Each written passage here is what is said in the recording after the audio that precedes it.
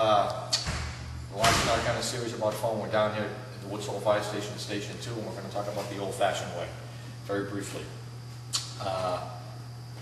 The old-fashioned way is your basic 1.5 or 1.75 line and a pickup tube utilizing cans of foam. We know we talked about in the beginning that the NFPA recommends that the pickup tube be at least 100 feet from the nozzle. You want it to have 100 feet minimum from the nozzle so you get proper aeration as the foam moves down the line. Some of our pre-connects have been set up so that you can break the nozzle at 100 feet to put the foam in.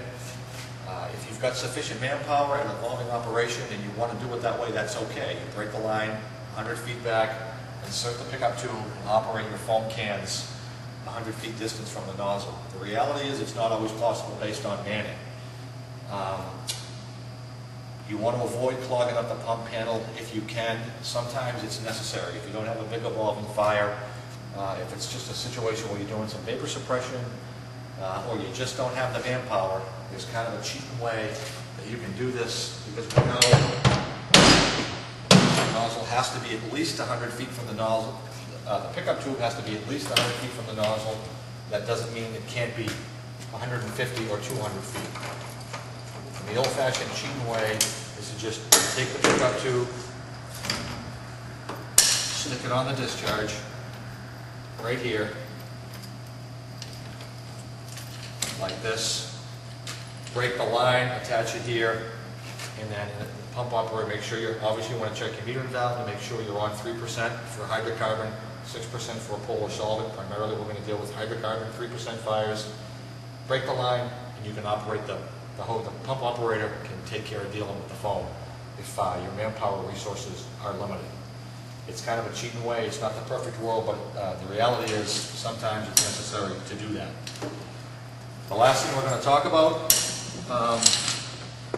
is the additional foam that we do have down here at Station 2 on the trailer. We know from what we learned previously, the NFPA recommends having a sufficient quantity of foam on location before you begin your evolution. We're going to talk about Marine 1 that has a small quantity of foam on board, sufficient to start maybe a vapor suppression operation, a bilge, or a small vapor suppression operation. If you're going to operate with Marine 1 on a large evolving flammable liquid fire, or a fire that you're going to have to use a lot of foam, this vehicle is going to have to be down there first. You're going to have to transfer as much of this foam as you can over onto Marine 1. If you've got a large foam operation, North Falmouth or West Falmouth, or someplace where there isn't a truck coming with an onboard foam system, you're going to want to have sufficient foam resources there before you get started. And we've got approximately 46 5-gallon cans of foam on board here. The other important thing we need to make note of is this is a 15-gallon bucket. It's designed so that you can pierce the foam cans, pour the foam into the bucket, and leave whatever pickup tube you're operating, whether it be an HF350 or a regular pickup tube, primarily for use with an HF350, even on board Marine 1, so that the pickup tube stays in this 15-gallon can and you pour the foam into here so that you're not constantly pulling out the tube where you're going to burp a little bit of air in. In the perfect world, this is what you want to do. For Marine 1 purposes, you're going to want to load much of this foam on Marine 1 as you can take, and make sure that you have this with you. Not a deal breaker if you don't have it, but you have to understand every time you pull that pickup tube out, you're going to burp air and you're going to mess up the foam that's coming out of the nozzle. The last thing we can talk about on here, what we do have on board this, is a sort of an old-fashioned but perfectly functional Navy nozzle. It's a pickup tube supersized, just for a 2.5-inch line. To operate a 2.5-inch foam line with a pickup tube, or you could possibly even operate this if you were going to have a 2.5 or a 3-inch line wide off, to have 2 lines running off of that.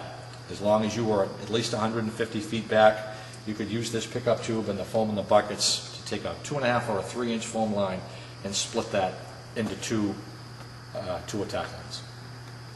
About 30 minutes worth of foam flowing at 500 gallons a minute, probably 45 minutes of foam with an HF350, maybe a little bit less, and flowing an 1 3/4 line, probably over an hour's worth of foam capacity on this trailer at 100 gallons. What we're going to talk about here today about foam is some of the capabilities we have on Marine 1. this boat has got two particular setups we can operate. It's got an HF350 up in the front that we'll talk about in a minute, and we have an 1.5 inch attack line capability off the back. It's standard pickup tube foam operation. This equipment is stored on the truck, on the boat. There's a short attack line to operate right off the boat. There also is a section, 50-foot section stored up underneath in the event that you have to operate up on a dock. If we have a fire where you were going to take a line from this up a dock, we have the capability to do that too. We have an aerating nozzle, which we're familiar with, snaps on to make foam, and we have a pickup tube. One point to remember is that salt water makes perfectly good foam, if not better foam because of the density of it. Salt water makes perfectly good foam, not an issue to make foam with salt water. What we do have to remember though, if we are going to use the hand line off the back here, is that this engine is water cooled, 500 gallon minute engine is water cooled, so we need to disconnect that black drain line, which is designed to keep water flowing when you're not actually, when the pump is running but not flowing water. Make sure it stays cool. If we've got a hand line operating and we have to disconnect that, we just have to remember that this pump needs to flow water in order to stay cool. That can be a big deal to not have the pump overheat. But we have a perfectly good capacity right here to make foam out of cans for vapor suppression operation or something along those lines. What we're going to talk about here as far as Marine One goes is the operation of the HF350 and what's stored up here.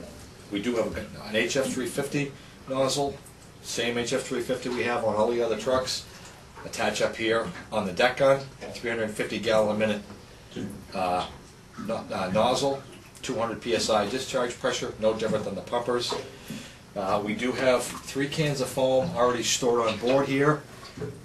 We do remember though that we need to remember that for this would be effective for say a quick vapor suppression operation in a bilge.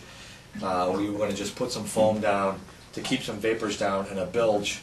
If you know that you're going to an active, big active fire where you're going to need tons of foam, you're just going to have to think ahead of time. We know we have the increased capacity for foam on the trailer in Woods Hole, and it's just something you're just going to have to prepare for. That trailer is going to have to get here, and you're going to have adequate foam on board the boat before you take off. Another thing that's going to be really important, if you do have a large foam operation, is the black bucket that we know is on the trailer down at Woods Hole, so that we can operate the HF350, have the black bucket down here on the floor or in the corner, wherever the line will reach, and operate the HF350 out of that bucket so that we're not constantly spiking cans and pulling this line out going from can to can to can. Not as huge an issue on an 1 3/4 or a small line, but with an HF350, every time you pull that out, you're going to burp some air, so we want to make sure that we operate with that the larger capacity black bucket that's stored on the foam trailer in Woods Hole.